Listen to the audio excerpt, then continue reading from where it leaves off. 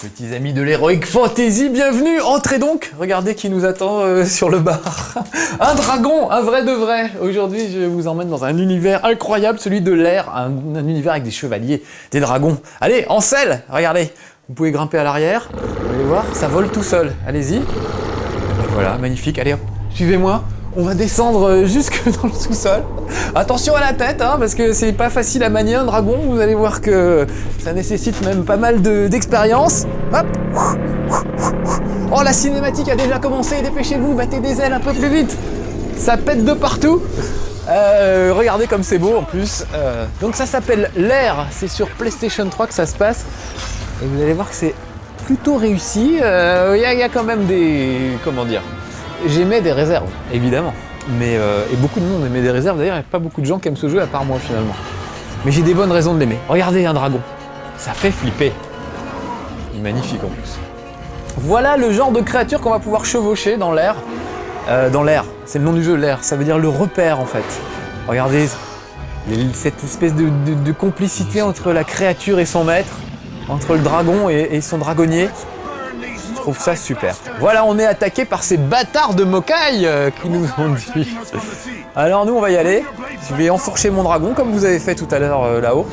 Et on va aller défendre notre belle ville, qui est magnifique d'ailleurs. La ville est superbe, vous allez voir tout de suite. Alors ça, c'est moi.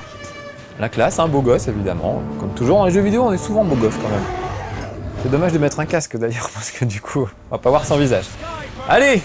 On va monter dessus, clac. Alors là, nous on a une version en anglais, mais vous l'aurez en français, je pense. Tout sera traduit en français. Alors regardez, je suis à bord de mon dragon. Je peux battre un petit peu des ailes pour m'envoler. Et alors le truc génial, regardez, voilà comment ça se dirige. À droite, à gauche, hop là, je monte et je descends. Voilà, et ça c'est super parce que pour une fois qu'on utilise la manette, le Six-Axis avec sa manette sensitive, c'est vraiment très très réussi. Parce qu'on a vraiment l'impression de chevaucher un dragon. Vous pouvez faire demi-tour, regardez, en faisant ça, hop, un petit coup vers le haut, et hop, le dragon fait demi-tour, c'est comme si vous tiriez un grand coup sur les rênes. Donc ça, je trouve c'est une super trouvaille, et c'est la première fois que le Six-Axis, je trouve, est bien utilisé. Regardez, quand je vous disais qu'elle était belle, ma ville, c'est quand même magnifique, cette cascade et tout. Je vais battre un petit peu des ailes. Pour le moment, je m'en fous de la bagarre, en fait. Je suis censé aller aider mes potes, ils vont sûrement m'engueuler, mais tant pis.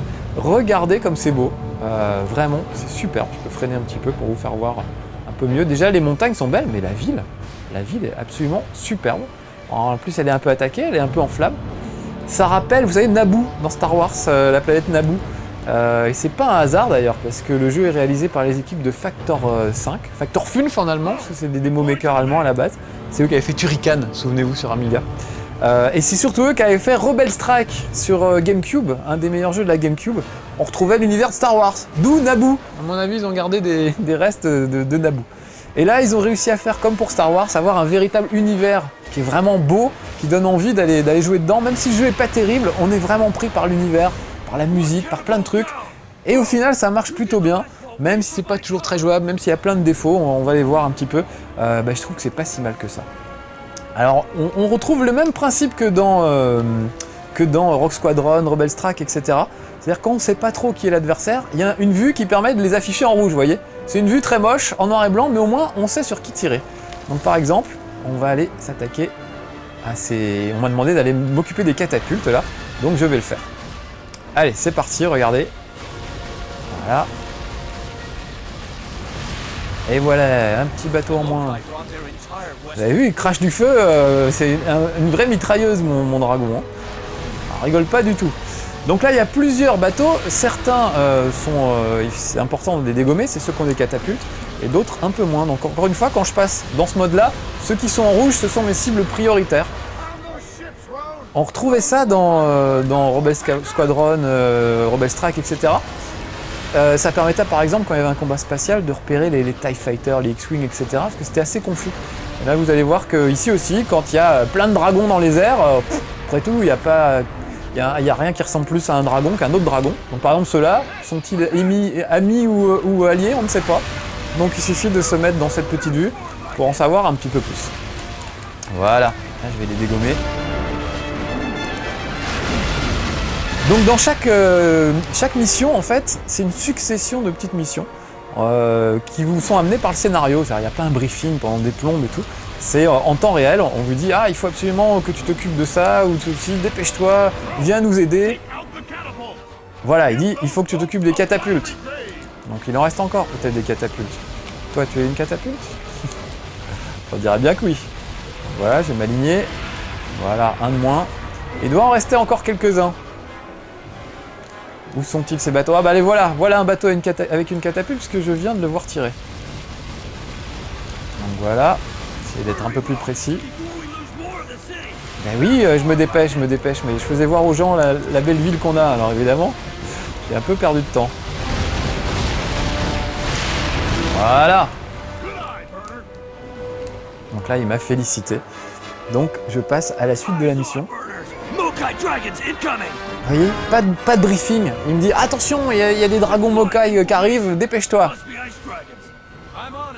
C'est des dragons des glaces, je crois. Donc là, on va y aller. Regardez un peu les canyons et tout, c'est superbe. Vraiment.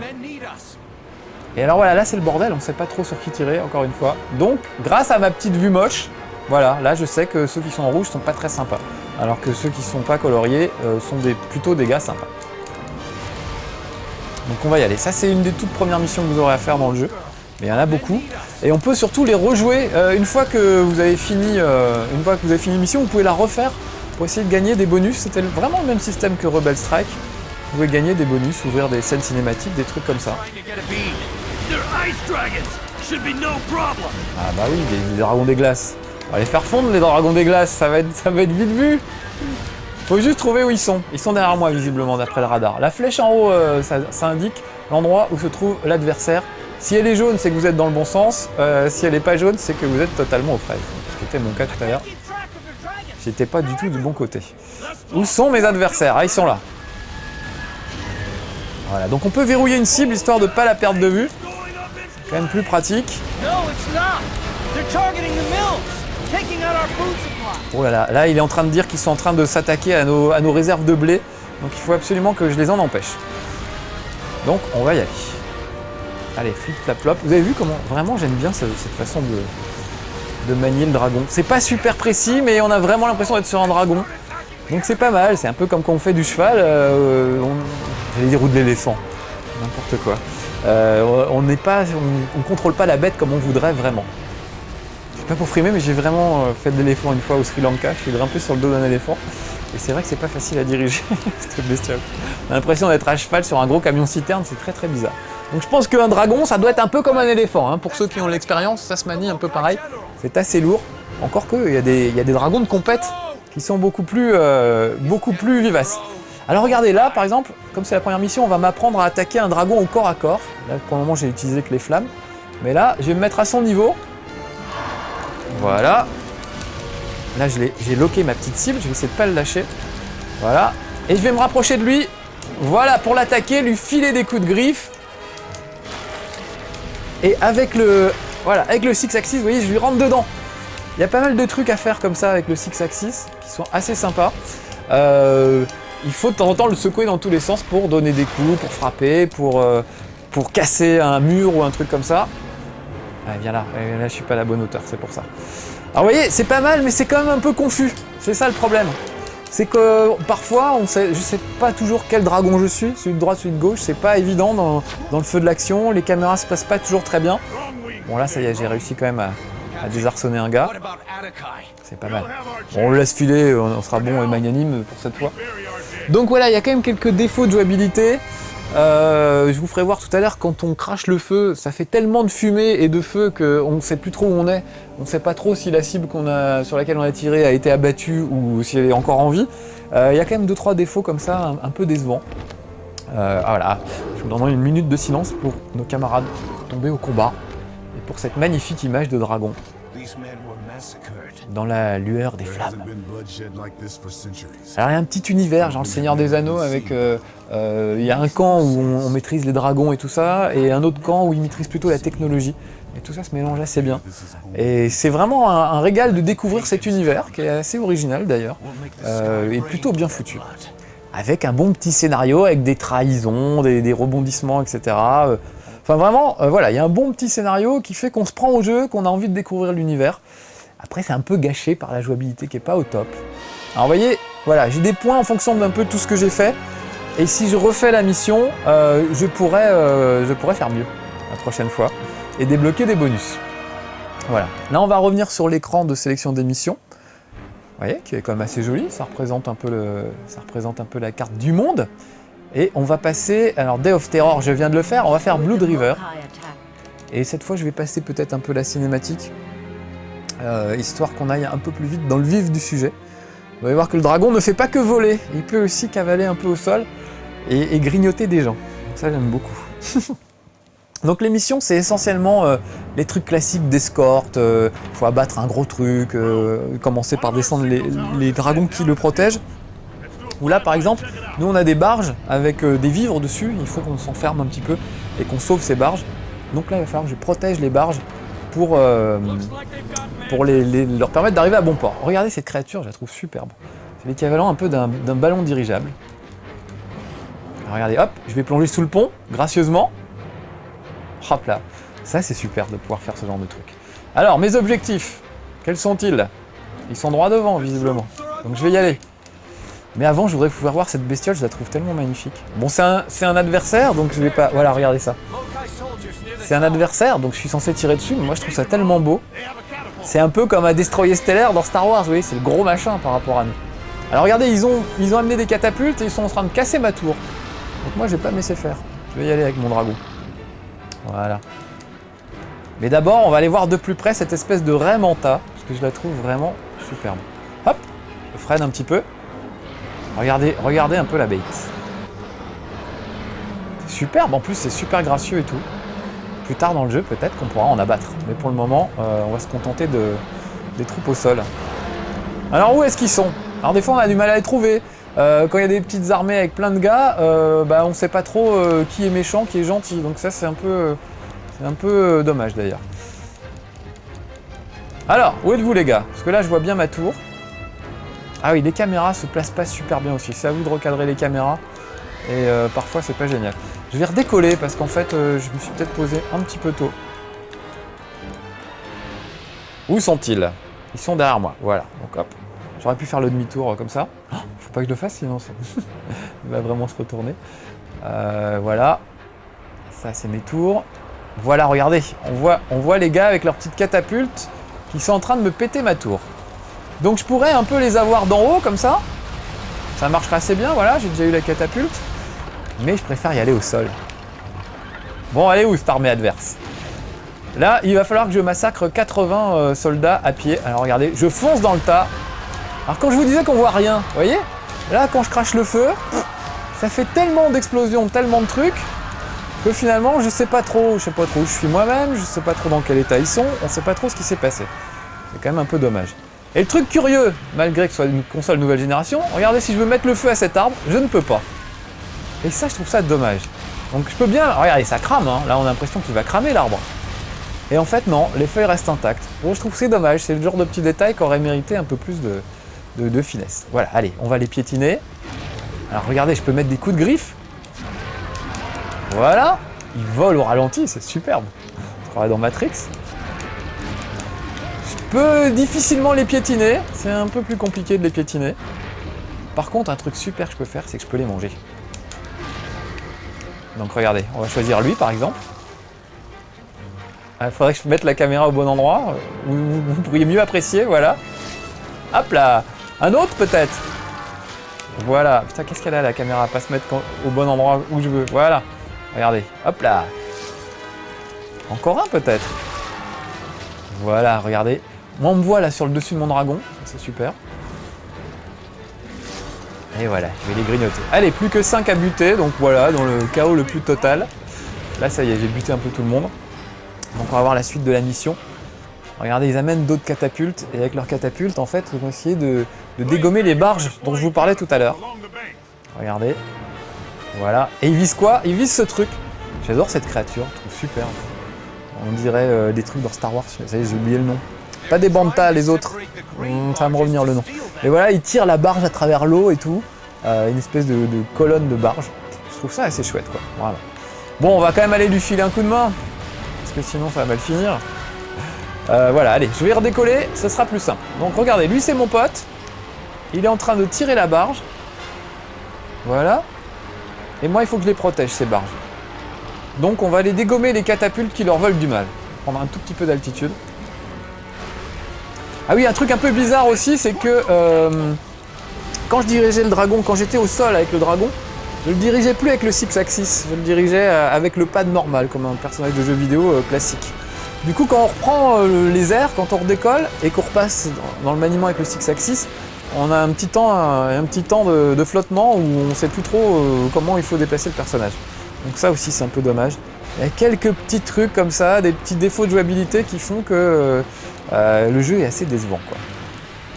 Donc je vous disais, les gars de Factor 5 quand même, ça nous rajeunit pas, hein. Mais c'est Factor 5, parce que c'est un groupe allemand. Et ils avaient fait Turrican. C'était des démos makers en fait à la base. Alors, ils faisaient des démos, vous savez, comme à l'époque sur Amiga, comme on savait faire, avec des tas de sprites qui bougeaient dans tous les sens, des musiques hallucinantes et tout ça. Et ils étaient tellement doués que finalement ils ont créé leur propre jeu. Et ce jeu c'était Turrican. Ça sentait le démo maker à plein nez, avec un maximum d'adversaires à l'écran, histoire de faire des prouesses techniques. Voilà. Donc ils ont bien tourné hein, pour des petits démo makers qui faisaient ça dans leur garage à l'époque de l'Amiga. Maintenant, ils font des très bons jeux sur PlayStation 3, sur console nouvelle génération. Et voilà, ils ont dû vieillir comme moi, ces gens-là, finalement. C'était des petits adolescents boutonneux, maintenant ce sont des adultes responsables qui travaillent, et qui font un travail très sérieux, et souvent assez réussi. Donc voilà pourquoi j'ai un petit coup de cœur pour l'air, même si je reconnais que c'est pas terrible pour plein de raisons, il y a quand même des bonnes choses. Par exemple, là j'ai un mal fou à loquer ma cible, ah voilà, ça y est. Pour lui cramer sa tronche, le dragon. Pour aller au corps à corps, remarquez, ça serait peut-être pas plus mal. Bon, là, il faut que je fasse gaffe quand même. Il faut que je surveille ma barge parce que je m'en éloigne et du coup, si les catapultes l'attaquent un peu trop, ça va mal finir. Voilà, là, il y a des catapultes. Vous voyez ce que je disais, j'ai perdu une barge. Donc j'aime bien ce principe d'avoir des missions qui changent en cours de route en fonction de l'action. On vous dit, oh là là, faut vite aller là, dépêche-toi, il faut vite que tu ailles sauver machin et tout ça. Ça, j'aime bien ce principe. Sauf que des fois c'est un peu confus, on sait même pas trop où sont les gars de notre armée. Parce que alors par exemple, sur le radar, les adversaires sont en rouge. Je vous l'ai fait voir tout à l'heure. Là, vous voyez, si je passe dans ce mode-là, je vais voir apparaître en rouge les gens qui sont mes adversaires. Sauf que mon armée à moi, elle est rouge. On a des uniformes rouges. Alors c'est assez troublant, et les autres sont en bleu. On aurait nous des uniformes bleus, ça aurait été plus facile, c'est bête. Hein. Bon, je sais bien que je suis pas très malin, mais voilà. Je chipote un petit peu, mais voilà. Il y en a d'autres testeurs qui font plus que chipoter et qui n'aiment vraiment pas ce jeu. Moi je l'aime bien, parce que je trouve la mise en scène très spectaculaire. On se croirait un peu dans Star Wars, quoi. D'ailleurs le niveau suivant, vous attaquez une espèce de grande tour, un grand phare, avec des bouches d'entrée, et c'est vraiment l'étoile noire, quoi. Faut péter des trucs pour pouvoir accéder à la bouche d'entrée, et il faut tout faire péter de l'intérieur une fois que vous y êtes. Donc voilà, ils ont repris les bonnes vieilles recettes de Rogue Leader, Rogue Squadron, Rebel Strike et tout ça, et ils ont bien eu raison parce que ça marche bien, puis c'est bien d'avoir un nouvel univers à découvrir. Vous voyez là, je suis perdu par exemple, je sais plus trop où elle est ma barge. Heureusement que j'ai le radar. Ah voilà, elle est là. On va peut-être aller jusqu'au moment où la barge sera en sécurité, histoire de vous faire voir que quand même pas un manchot et que j'arrive à faire des trucs quand je veux, quand je suis un petit peu concentré. Voilà, on y est presque là. Voilà, la barge est juste en dessous. Il faut atteindre les remparts et après on sera un peu plus en sécurité avec les remparts. Quoique, ils vont aussi nous attaquer avec des trébuchets. Il faudra que je m'attaque aux trébuchets. Voilà. Ça va bien ma barge? Il m'en reste combien? 3 on dirait. Bon, il faut surtout que je m'occupe des dragons. Je devrais y aller plus au corps à corps. C'est vrai que je vais pas beaucoup au corps à corps. Voilà, je vais vous faire voir du corps à corps. Ça va changer un petit peu. Encore une fois, c'est un petit peu confus. Oh, encore une barge de perdu. Ouh là là! Alors là, si je perds toutes les barges, par exemple, je perds la mission. Je suis obligé de recommencer. Donc, il faut quand même un minimum de concentration. Allez, un petit dragon pour finir. Bon voilà, il est un peu tard. Je vais peut-être pas vous faire voir l'arrivée au rempart. Mais on va dire que j'ai réussi pour une fois. Tiens, pour ma petite fierté personnelle, ça me fera pas de mal. Voilà. Allez, encore un petit dragon pour la route. Non mais voilà, ils ont peur de moi, les adversaires, maintenant. Hein, voilà, tiens, prends ça, dragon des glaces. Il y a des vraies bagarres entre dragons, il faut essayer de désarçonner l'adversaire, ça c'est assez bien foutu aussi. Enfin voilà, donc je l'aime bien l'air. Voilà, vous devriez essayer. Ça vous fera prendre l'air. Elle est bien cette blague, j'aime bien. Bon allez, je vous laisse. C'était Marcus et son petit dragon. Je sais pas où il est passé d'ailleurs. Il est reparti. Ah bah c'est Alex qui l'a récupéré. Envoie Alex, on va voir s'il vole celui-là. Ah il est là. Voilà. Il vole très très mal. Voilà, c'était Marcus et son petit dragon en train de jouer à l'air. Ah bah j'ai réussi, dites donc. Donc on a même droit de finir sur une belle cinématique. Ah, je suis pas peu fier. Allez, à bientôt pour de nouvelles aventures avec ou sans dragon. Soyez sages. Ciao.